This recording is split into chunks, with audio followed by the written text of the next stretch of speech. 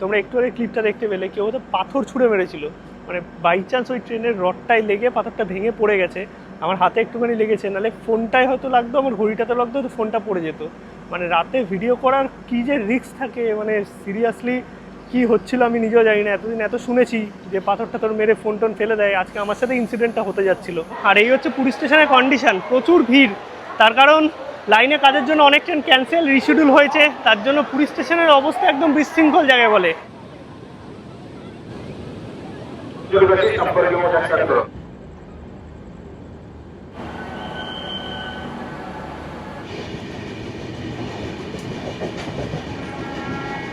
আর এই সাক্ষী গোপালে ঢুকেছিল কিন্তু 5টার সময়, মানে আরামসে 5টা 20-তে ট্রেন পুরীতে ঢুকতে পারতো। লাইনের কাজের জন্য কিন্তু ট্রেনের এই লেট। পুরী আমাদের সবারই অতি প্রিয় জায়গা, বছরে 2-3বার কিন্তু এই পুরীর ট্রিপ হয়েই থাকে। আর সামনেই হচ্ছে জগন্নাথ দেবের স্নানযাত্রা, তারপরেই আছে পুরীর রথযাত্রা। তাই এই টাইমে তোমাদের একটা টোটাল পুরীর ভিডিও চাই, যেখানে কলকাতা থেকে পুরী পৌঁছানো, তার সঙ্গে পুরীর হোটেলের কন্ডিশন, বর্তমানে কত কি ভাড়া আছে, এবং পুরীতে থাকা খাওয়া সমস্ত কিছুর ইনফরমেশান কিন্তু পাবে আজকের এই পর্বে। এখন দাঁড়িয়ে আছি আমি শালিমার স্টেশনের সামনে। আর কলকাতা থেকে পুরী যাওয়ার জন্য কিন্তু প্রচুর ট্রেন আছে। কলকাতা স্টেশন, হাওড়া এবং শালিমার থেকে প্রচুর ট্রেন তোমরা পেয়ে যাবে জগন্নাথ ধাম পুরী যাওয়ার জন্য। এছাড়াও ট্রেনের টিকিট না পেলে তোমরা কিন্তু ধর্মতলা থেকে বাসেও পুরী যেতে পারো, বর্তমানে কিন্তু অনেক লাক্সারি বাস আছে। এখন আছি শালিমার স্টেশনের সামনে, আর আজকে আমরা জার্নি করবো ট্রেন নাম্বার 12881 গরিব রথ এক্সপ্রেসে শালিমার পুরী। সপ্তাহে 2 দিন, মঙ্গলবার এবং বৃহস্পতিবার এই ট্রেন শালিমার থেকে ছাড়ে 8:35 এবং পরের দিন সকাল 5টায় পৌঁছে যাবে পুরীতে। 2881 अब शालीमार पूरी गरीब रथ सुपरफास्ट एक्सप्रेस अपने निर्धारित समय रात 8:35 पर प्लेटफॉर्म क्रमांक 3 से छूटेगी। এই দাঁড়িয়ে আছে এখন শালিমার স্টেশনের 3 নম্বর প্ল্যাটফর্মে, দাঁড়িয়ে আছে ট্রেন নাম্বার 12881 শালিমার পুরী গরিব রথ এক্সপ্রেস। আর এই ট্রেনে কিন্তু সবটাই থার্ড এসি ইকোনমি হয়ে গেছে এখন। আমাদের কোচ হচ্ছে G13, একদম পেছন দিকে পড়েছে। গরিব রথে বর্তমানে কিন্তু সবটাই থার্ড এসি কোচ। এইদিকে আছে বেসিন, বেসিনে জল পড়ছে, মিরার। আর এই হচ্ছে ওয়াশরুম, ওয়াশরুমও কিন্তু পরিষ্কার পরিচ্ছন্ন, এইদিকেও মিরার আছে, বেসিনেও কিন্তু জল পড়ছে। আর এইদিকে দাদারা কাজ করছে সমস্ত আজকে পরিষ্কার পরিচ্ছন্ন রাখার জন্য। বাদ বাকি আমাদের কোচ হচ্ছে এইটা। ট্রেনে উঠেই কিন্তু নিয়ে নিলাম হচ্ছে 1 কাপ চা। ঠিকঠাকই আছে, বাট একটু মিষ্টি বেশি। আর থার্ড এসি ইকোনমি কোচ যেরকম হয় সেরকমই 3টে 6টা বার। তার এদিকে সাইড আপার সাইড লোয়ার আছে। সিটি কিন্তু মেরে দিল, একদম বাজে 8:35।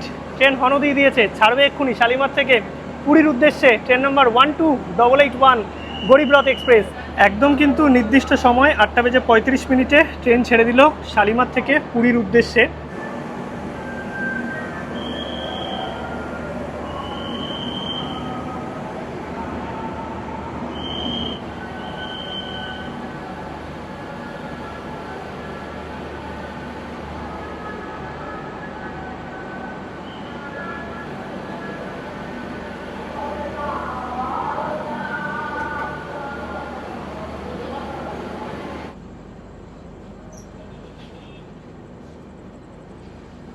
আজকে আমরা জার্নি করব এই গরিব রথ এক্সপ্রেসে শালিমার থেকে পুরী অবধি প্রায় 497 কিলোমিটার পথ।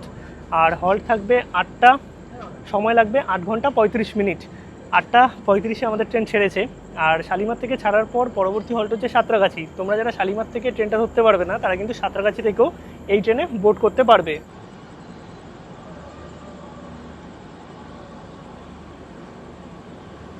শালিমার ছাড়ার পর এই ট্রেনের প্রথম হল্ট সাঁতরাগাছি, তারপর আসবে খড়গপুর, তারপর আসবে Balasore, Bhadrak, Jajpur Keonjhar road, Cuttack, Bhubaneswar Khurda road junction এবং পুরী। 5টা নাগাদ আমরা পৌঁছাবো পুরী।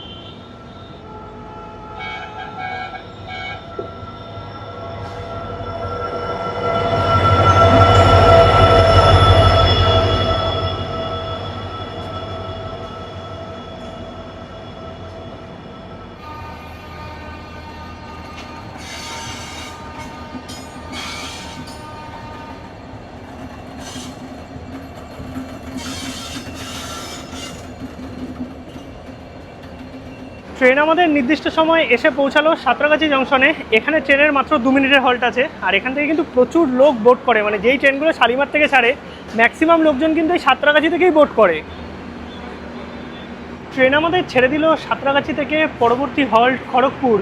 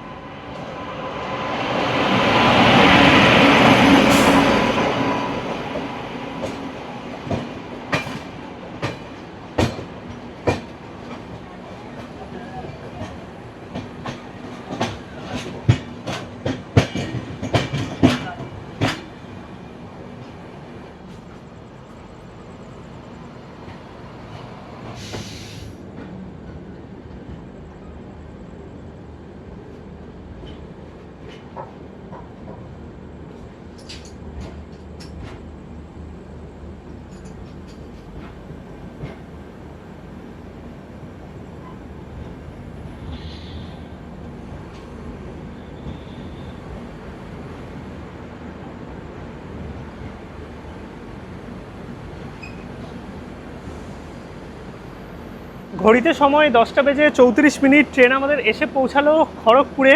আর এখানে কিন্তু ট্রেনের 5 মিনিটের হল্ট আছে। খাওয়া দাওয়া আমাদের কমপ্লিট, বাড়ি থেকেই নিয়ে এসেছিলাম চিকেন আর রাইস। তো খাওয়া দাওয়া করে এখন শুয়ে পড়বো। আর এই খড়গপুরের এই স্টেশন থেকেই নিয়ে নিলাম হচ্ছে জল, কারণ এরপর আর জল পাবো না। ট্রেন আমাদের ছেড়ে দিল খড়গপুর থেকে।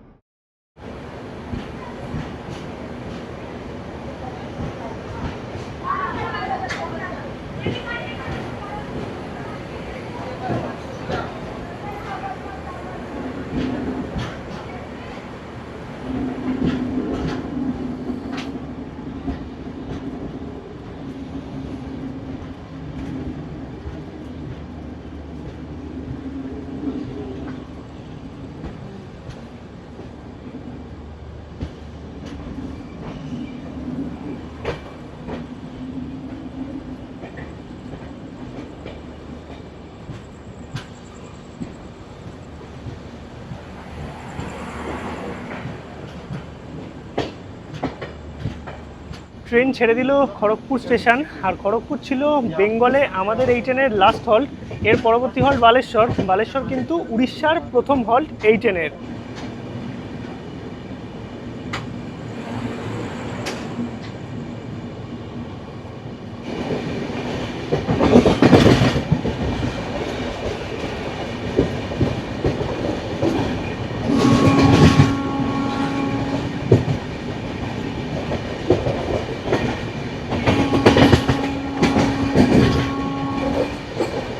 ট্রেন খড়গপুর ছাড়ার পরেই কিন্তু মোটামুটি চারিদিকে সবাই ঘুমিয়ে পড়েছে দেখতে পাচ্ছ। আর ব্ল্যাঙ্কেট পিলো সব কিছু প্রোভাইড করেছে যেহেতু এসি কোচ। আর ট্রেন কিন্তু এখন কন্টিনিউ 127-128 কিলোমিটার প্রতি ঘন্টায় ছুটে চলেছে বালেশ্বরের উদ্দেশ্যে।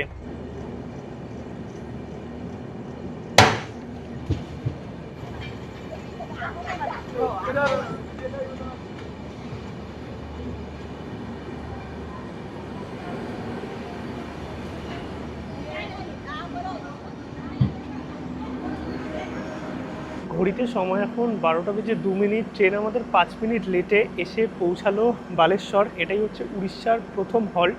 আর সবাই ঘুমিয়েও পড়েছে, আমারও ঘুম পেয়ে গেছিলো। তো ঘুম থেকে উঠে ট্রেনে একটা ক্লিপ নিচ্ছিলাম, তোমরা একটু আগে ক্লিপটা দেখতে পেলে। কেউ হয়তো পাথর ছুঁড়ে মেরেছিল, মানে বাই চান্স ওই ট্রেনের রডটায় লেগে পাথরটা ভেঙে পড়ে গেছে। আমার হাতে একটুখানি লেগেছে, নাহলে ফোনটায় হয়তো লাগতো, আমার ঘড়িটাতে লাগতো, তো ফোনটা পড়ে যেত। মানে রাতে ভিডিও করার কী যে রিস্ক থাকে, মানে সিরিয়াসলি কি হচ্ছিল আমি নিজেও জানি না। এতদিন এত শুনেছি যে পাথরটা তোর মেরে ফোন টোন ফেলে দেয়, আজকে আমার সাথে ইনসিডেন্টটা হতে যাচ্ছিল। একটু আগের ক্লিপটা তোমরা দেখলে। চলো এখন শুয়ে পড়বো, কালকে সকালে যখন উঠবো তারপরে আবার ব্লগটা কন্টিনিউ করছি।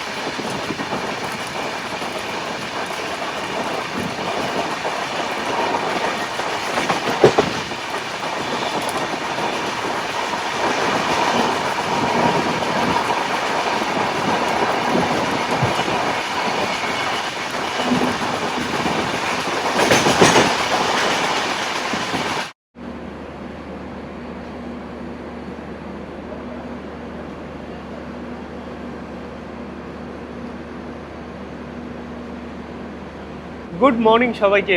ঘড়িতে এখন 7:22। কালকে রাত্রে বালেশ্বর ছাড়ার পর কিন্তু ঘুমিয়ে পড়েছিলাম, আর ঘুম ভাঙিনি সেভাবে। ভুবনেশ্বরে একবার উঠেছিলাম, কিন্তু সেরমভাবে আর ভিডিও কিছু করা হয়নি। আর এখন সাক্ষীগোপাল স্টেশন, মানে পুরী থেকে 2টো স্টেশন আগে ট্রেন প্রায় 2.5 ঘন্টা দাঁড়িয়ে আছে। এবার কেন জানি না, পরপর অনেক ট্রেন পাশাপাশি দাঁড়িয়ে আছে। আর ট্রেন এখানে কিন্তু ঢুকে গেছিলো প্রায় 4:45 নাগাদ। 5:20 আমাদের ঢোকার কথা ছিল পুরীতে, এখন 7:25। এখনও কিন্তু ট্রেন সাক্ষীগোপাল স্টেশনেই দাঁড়িয়ে আছে। অনেকক্ষণ ধরে ওই পাশে জগন্নাথ এক্সপ্রেসও দাঁড়িয়েছিল, সেই ট্রেন কিন্তু কিছুক্ষণ আগেই বেরিয়েছে পুরীর উদ্দেশ্যে। তারপরে হাওড়া পুরী এক্সপ্রেস অনেকক্ষণ দাঁড়িয়ে আছে, আমাদের ট্রেনও প্রায় 2.5 ঘন্টার ওপর দাঁড়িয়ে আছে। এবার যাই না কখন পৌঁছাবে পুরী। 5:20 আমাদের পুরী পৌঁছানোর কথা ছিল, ঘড়িতে সময় 7:47। এখন সাক্ষীগোপাল থেকে ছাড়লো পুরীর উদ্দেশ্যে ট্রেন। লাইনে কাজ হচ্ছে, তার জন্যই এই লেট, যেটা জানতে পারলাম।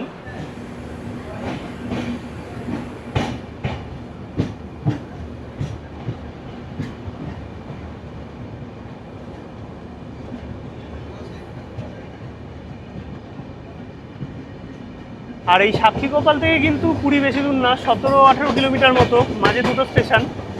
আর এমনিতে কিন্তু ট্রেনটাও ভালো, মানে গরিবরথ এক্সপ্রেস কাল রাতে বেশ ভালোই টেনেছে।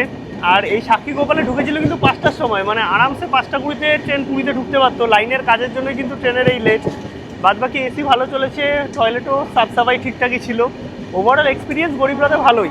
আর এখন ট্রেন মোটামুটি ভালোই টানছে, চারিদিকে সবুজ প্রকৃতি, মেঘলা আকাশ আছে, তার জন্য বাছুয়া হাওয়া দিচ্ছে একটা ঠান্ডা ঠান্ডা। চলো পুরী আগে পৌঁছাই, অনেকটা লেট হয়ে গেল।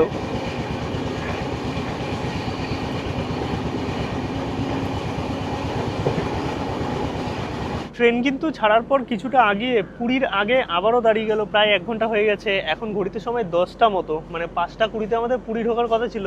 এখনও কিন্তু ট্রেন ঢোকেনি, জানি না কখন ঢুকবে। দাদারা বলছিল লাইনে কাজের জন্য কিন্তু এই কয়েকদিন ধরে এইরকমই হচ্ছে, প্রচুর ট্রেন ক্যান্সেল হচ্ছে, আর কিছু ট্রেন তো মানে অস্বাভাবিক লেট, যেটা আমাদেরও করেছে।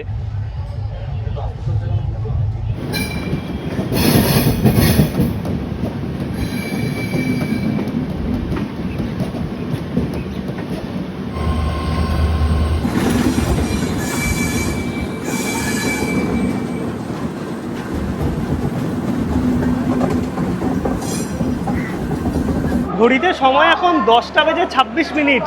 ট্রেন এসে পৌঁছালো পুরীতে। 5:20 আমাদের ঢোকার কথা ছিল, তো লাইনে দেখলাম প্রচুর জায়গায় কাজ হচ্ছে তার জন্য, আর এর থেকে বড় কথা একটা ওভারব্রিজ হচ্ছে, তো এই সবের জন্য ট্রেন কিন্তু প্রচুর লেট। এখন পুরীতে আসলাম, বাইরে বেরোবো, অটো নিয়ে যাবো হচ্ছে স্বর্গদ্বার বা লাইট হাউসের সামনে, যেখানে আমরা হোটেল নেব।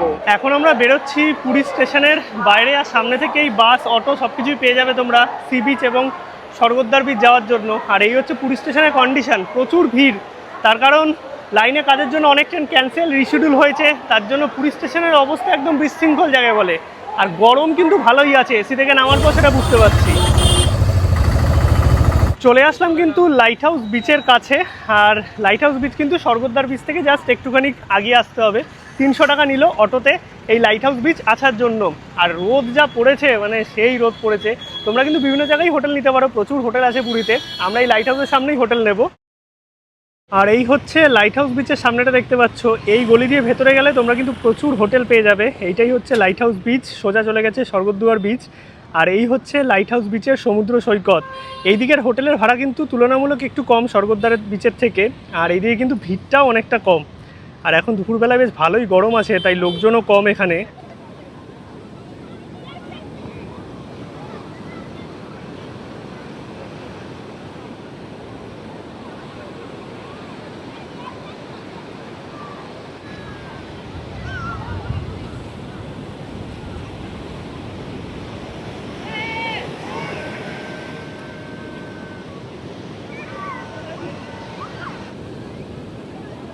আর এই হচ্ছে পুরী সমুদ্র সৈকত, কত সুন্দর লাগছে দেখো। একটা হালকা হাওয়া তো সমুদ্রের পাড়ে আছেই, বাট কি পরিমাণে গরম সেটা আমাকে দেখে বোঝা যাচ্ছে। মানে এসি থেকে নেমে জাস্ট এইটুকু এসছি, অবস্থা পুরো খারাপ হয়ে গেছে। আর এই বিচের ধারে কিন্তু প্রচুর অ্যাক্টিভিটি আছে, এটিভি রাইড থেকে শুরু করে উট থেকে শুরু করে অনেক কিছু। এই দেখো, এই যে এটিভি রাইড আছে, এইদিকে উট আছে, তো তোমরা এইগুলোতে চড়তে পারবে। আর গরম কিন্তু মারাত্মক আছে, আর তার সঙ্গে বিচটা দেখতে পাচ্ছি প্রচুর নোংরা। আমি জানি না মানুষজন কেন বিচ নোংরা করে, এটা একদমই ভালো লাগে না। আর এই হচ্ছে সমুদ্র সৈকত পুরীর, সবাই স্নান করছে, বেশ মজা করছে। আগে চলো হোটেলে যাই, তারপর ফ্রেশ ট্রেশ হবো। আর এই পর্ব মোটামুটি তোমাদের কলকাতা থেকে পুরী আসা সমস্ত ইনফরমেশান আমি দেওয়ার চেষ্টা করেছি।